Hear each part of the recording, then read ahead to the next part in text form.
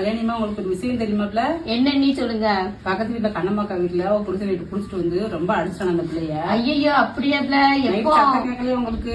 எனக்கு கேட்கலையே, நான் பாக்கலையே. உங்களுக்கு தெரியாத கொஞ்சம் விஷயம். ஆமாப்ல, எனக்கு தெரியவே செய்யாது. என்ன ஊரே வெளியேதான் நினைச்சு பாருங்க. என்ன பிள்ளைங்க? அதெல்லாம் ஒண்ணு இல்ல. நீ என்ன எழுந்து போறீங்க? எப்ப புனிதா, உனக்கு ஒரு விஷயம் தெரியுமா? என்ன விஷயம்க்கா? நம்ம ஊருக்கு அதிசயமா மினி பஸ் விட்டுருக்காங்கப்ல. அப்படியா? ஆமா, நேத்து மதியத்துல இருந்து விட்டுருக்காங்க. ஆமாக்கா, ஸ்கூல் பிள்ளைங்களும் ரொம்ப கஷ்டப்படுதாங்கல்லக்கா. ஆமாப்பா, சரி, மினி பஸ் வந்து ரொம்ப சந்தோஷம் தான். நம்மளுக்கும் கஷ்டம் இல்ல, ஆட்டோ நம்மளுக்கு ரொம்ப கஷ்டமா இருந்துச்சுலக்கா. இன்னொரு பஸ் ஒரு வழியா பஸ் விட்டாங்களா நம்ம ஊருக்கு? ஆமாக்கா. என்ன போறீங்க? எனக்கு கல்யாணி காலையில என்ன சாப்பாடு செஞ்சல? காலையில தயிர் சாதமும் மாங்காய் ஊறுகாயும் வச்சேன்.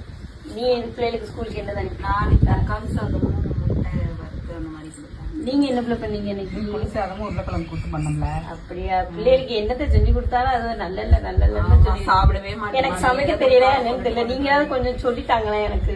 டெய்லி இந்த சாதம் பண்றது எரிச்சலா இருக்குல்ல, என்ன குழம்பு வைக்கனே தெரிய மாட்டேங்குது கல்யாணிமா. அதுதானே பெரிய வேலையா இருக்கு. சரி, வீட்டுல வேலை இருக்கு. ஆமாக்கா, எனக்கு வேலை இருக்கு. என்ன நீ எப்ப பார்த்தாலும் நான் வர்றப்ப எல்லாம் மூஞ்ச கட்டிட்டே போயிருக்கீங்க, என்ன விஷயம்? ஆமா, நீ மட்டும் கலரா இருக்க, எங்களுக்கு ஏதாவது சொல்றியா? இதுதான் பிரச்சனையாக்கும். நீ எதுக்குள்ள அன்னைக்கு என்ன கோச்சு? ஆமா, நானும் தான் அன்னைக்கு ஆயில் பேஸா இருக்கு, என்ன கிரீம் போடுறீங்க அண்ணின்னு கேட்டேன். நீங்க ஏதாவது சொல்லுதீங்களா? அதுதான் கோவத்துல நம்ம இதுக்குதான் மூஞ்ச கட்டிட்டு போனீங்களா? ஆமா, நானும் கேட்டேன், நீங்க சொல்லவே இல்லக்கா. எப்படியா இதுக்கெல்லாம கவலைப்படுவாங்க? கூடிய சீக்கிரத்துல போற எல்லாருமே பல நாங்க போறோம். அப்படியா? கண்டிப்பா. கூடிய விரைவில் பாட்டியோட ரகசியம் உங்களுக்காக.